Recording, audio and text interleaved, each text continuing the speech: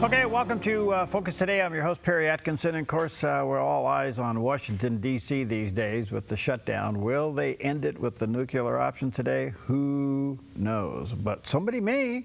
A good friend of ours, Jim Dornan, he's a Republican strategist. He's been in this game for a long time, and he's right there in the heart of the big city. And it's always an honor to talk to him. Good morning, Jim. How you doing, bud? I'm well, Perry. How are you doing this morning? Well, we're just trying to figure out, like you. First of all, can you explain to us what is the nuclear option? So the nuclear option is basically eliminating the filibuster.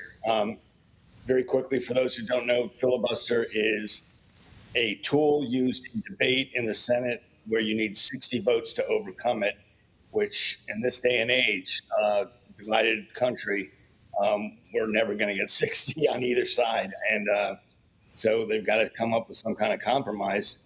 The nuclear option is eliminating that. It's technically a Senate rule that the majority proposes at the beginning of the session. And part of the set of rules is they do the percentages of people on the different committees based on the numbers. If they're 51% on one side or 51 senators on one side and 49 on the other, then almost every committee becomes dead even, maybe with a one vote majority. So they propose those at the beginning of the year. It passes every year because it's one party's rule, and they can eliminate it by the same changing of the rules. However, the problem is, and I don't mean to go on too long here, but the problem is that once you pass it and it favors one side or the other, it doesn't have to go back to what it was. So you've got to look at the long-term effects and not the short-term in trying to get something passed, because this is not the first time that Trump has proposed changing the filibuster. Okay, so we're at that point. Do you think that'll happen today? I don't, because if you remember the last time it was proposed, at least out publicly, there were Republicans, even though they had the majority, that said no way they're supporting it. That was Lisa Murkowski out of Alaska, John Sununu, anyway, out of New Hampshire, and a couple other members on the Republican side. So I think there are some sticklers to history, if you will, and they want to keep it and know that there can be long-term negative effects, even though it may have short-term positive effects. All right, so the SNAP benefits end tonight at midnight. Everybody's scrambling, trying to figure out how to cover this. How devastating is this going to be? I think it's going to be pretty devastating, along with, frankly, the Obamacare tax credits, whatever you want to call it, subsidies. I think that there will be a large number of people involved with both those issues that they're going to be very angry when they see, A, they can't eat, God help us, and B, they have their health care insurance going through the roof. And so they're going to have to deal with it. I mean, the polls are starting to move against the Republicans, which I think you and I have discussed in the past would probably happen. The Republicans, for some reason, always get blamed for shutdowns, even though it may or may not be their fault. But I think that next week we'll probably see something occur, because this is a pretty major impact snap. You had something like 23 governors declare states of emergencies in their states to try to cover the losses from the government on this. So that's step one, and I think you're going to see it kind of steamroll from there. Well, in the past, the CRs were presented to the Republicans from the Democrats. Right. Now it's flipped. The CR is presented from the Republicans to the Democrats, and they won't sign it. So this thing is wearing thin. Just about an hour or so ago, 4 of the major airline CEOs got together and basically yelling at Schumer to knock it off. These are the airlines. So something's shifting here. Well, you've got Thanksgiving coming for one, and so it could be a complete disaster. You were having problems at Newark and some of the other larger airports on the East Coast also. So this is only going to make it worse. And frankly, the air traffic controllers and other folks that are working without getting paid are getting sick and tired of it. And nobody seems to be thinking about them. So there are groups of people who get more affected every day through this. And some side is going to have to give, or they're going to have to start talking to each other. They're not even talking to each other right now, which is unbelievable. Okay. In the meantime, the president did an Asian tour, comes back. We're still not sure what was negotiated with China. We got some bits and pieces of it. But he was well received in Malaysia, in Japan. That was amazing. Japan. And then when he did get to South Korea, he got one of the highest citizens awards, or any award that they awarded to anybody, before he met with the Chinese leader. Any talk about his trip in the big city there, and what people think of it? Well, so speaking of groups of people that are heavily affected, the farmers are going through a really tough time, especially soybean farmers right now. And they've got to figure that out too. I mean, it's not part of the shutdown, but it's part of the tariffs. And so Trump is talking about giving them a pot of money that will help them get over the hump on this. But boy, oh boy, I mean, I hope whatever it was he did with China, it addressed that issue. He seems to say that it did. But, I mean, you never know until a couple of days later what actually happened. It's been said that the president's running around using tariffs while he has the ability to do it. The authority of doing it is now going to be argued in the Supreme Court in about 2 weeks. And it's possible that he loses that authority, or some compromise thereof. Where do you think that's going to go? That's a great question. I will tell you that Congress has started getting involved. The House said no more legislation affecting tariffs. The Senate said, sorry, we're not going for that. And with regards to Canada and China, I believe, I'm sorry, Canada and Brazil, nobody can figure out why we're raising tariffs on Brazil, except for something completely removed from actual trade.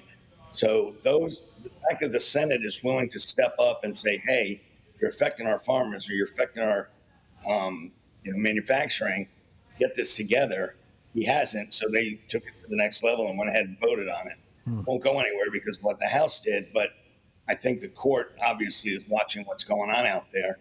And I think they'll wind up saying you can't declare an emergency when there isn't one, which is what Trump has been using as an excuse to raise these tariffs. Okay. I want to switch your attention to California. They have a ballot measure. As you well know, it's going to be the only thing they're dealing with, redistricting. And the last poll, this was sometime last week, it showed that 56% of Californians are for it. That's surprisingly low, don't you think? Well, California's a lot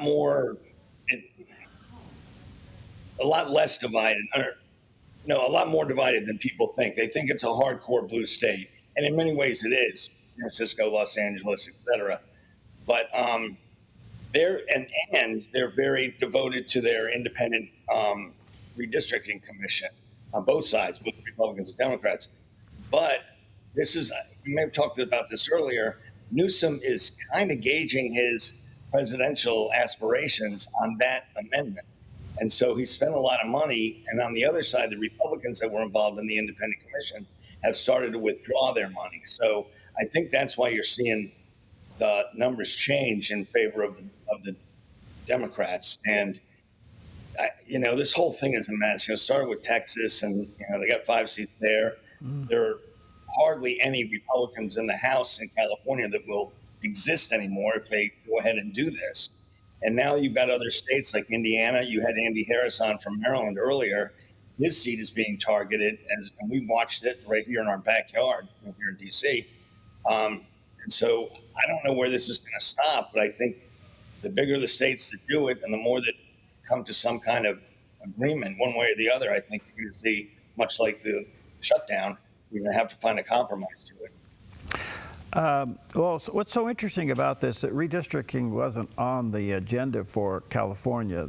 Newsom reaches out and brings it forward in retaliation to what happened in Texas, and I get all of that.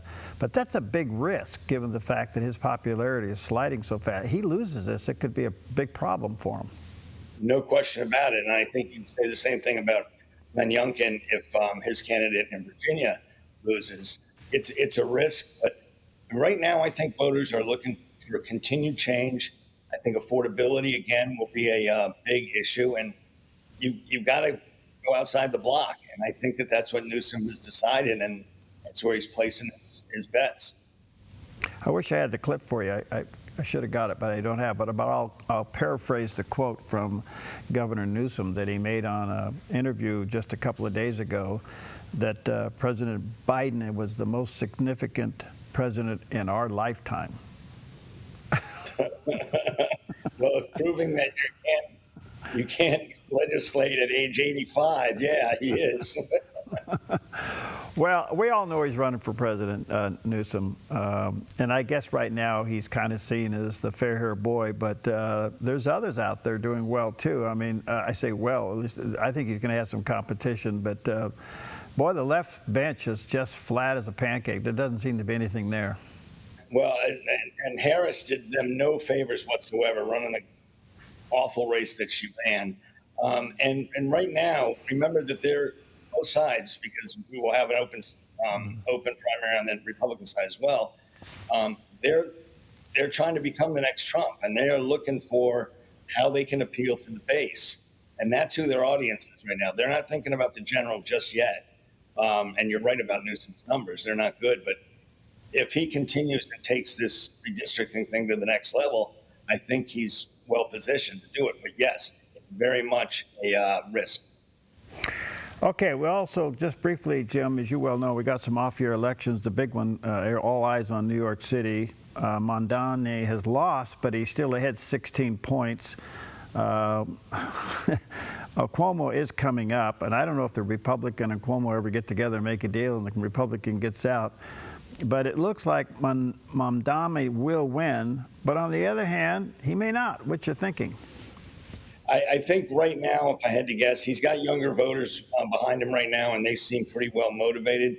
You know, Cuomo has got so much baggage; it's not even funny with the sexual harassment stuff. I think any other Democrat would be giving Mondani a very, very tough race, but almost got, again, too much baggage. And Sliwa, who's a Republican, he used to be part of the Guardian Angels. Remember that back in the day. He's resolutely refusing to move. I think he would help Cuomo if he got out. And in fact, John Castimedes, who owns a boatload of grocery stores in New York City, is his boss technically, because he owns a radio station that Sliwa's on in New York City.